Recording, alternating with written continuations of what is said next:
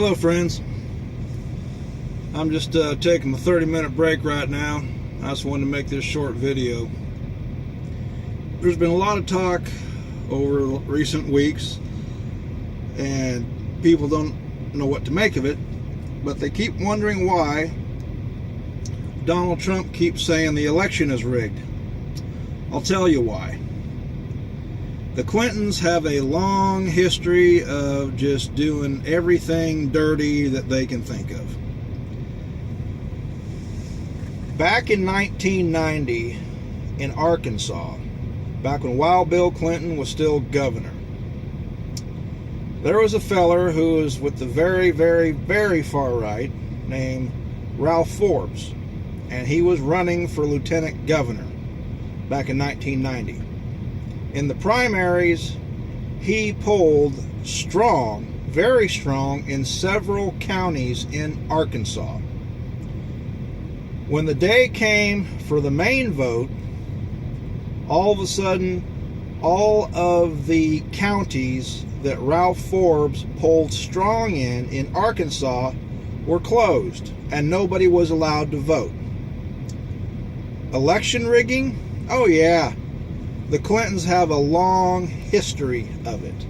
Now that happened back in 1990 when, like I say, Wild Bill Clinton was still governor of Arkansas.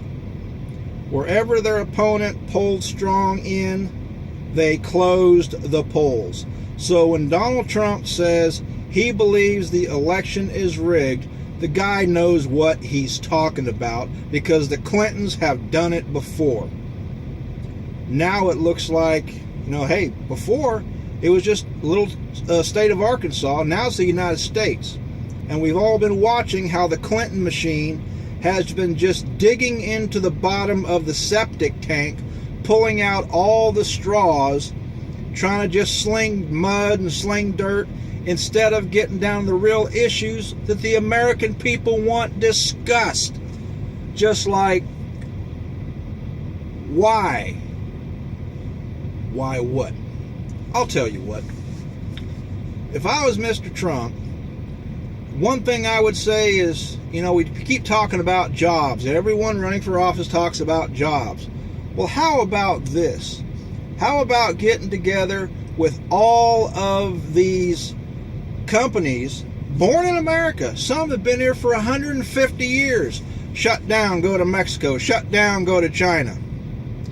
How about getting together with all these owners of these companies and say, hey, what was it that drove you out of the United States, and what's it going to take to bring you back? I'll tell you what drives them out. All these BS regulations, restrictions, godforsaken taxes, and sue-happy lawyers with their bullshit lawsuits every time you turn around. Just suing this company, suing that company. Pretty soon, you know what the company does? They pull up stakes and leave the country.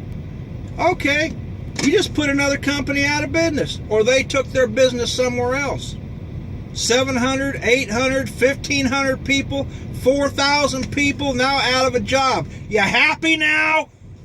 Oh yeah, we did a good thing. No, you didn't. Driving companies out of the country for the last, 30 years, 35 years? Every time you turn around, another company leaving the United States. All because of these BS regulations. These people, they're afraid, can they even operate a company without going to work saying, who are we getting sued by today?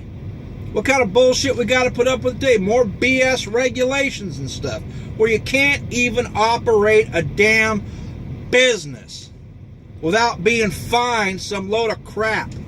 Well, these elected officials are implementing on you. So they say, you know what? Screw you bastards. We're pulling up stakes. We're leaving the country. Kiss my ass. If Mr. Trump wants to bring jobs back, bring these companies back to the United States and start hiring American citizens, first it's time to get rid of all the BS regulations, all the BS taxes, and put it to these lawyers, you ain't going to get any more of these bullshit lawsuits that are driving companies out of the country. It ain't that hard to figure out. Hell, I'm just a dumbass truck driver, and I know that. Why do all these highfalutin yahoos with all their big college degrees can't figure that out, and I can? Anyway, is it possible the election is rigged? You damn right. Mr. Trump knows. Mr. Trump also knows anybody that gets too far in the Clintons' way turns up a cold, dead corpse. Just ask Vince Foster. Anybody that agrees to testify or cooperate with the authorities against the Clintons end up like former Commerce Secretary Ron Brown, who had a 38-count indictment against him, and he said, if I go down, Clinton goes down. 2 weeks later, somebody shot him in the back of the head with a .45, and they put him on a plane and crashed it. Made it look like an accident. They figured the crash would destroy his body. It didn't. They found the body of Commerce Secretary Ron Brown, and he had a .45 caliber bullet hole in the back of his head. I saw the picture. So that's how the Clinton mafia operates.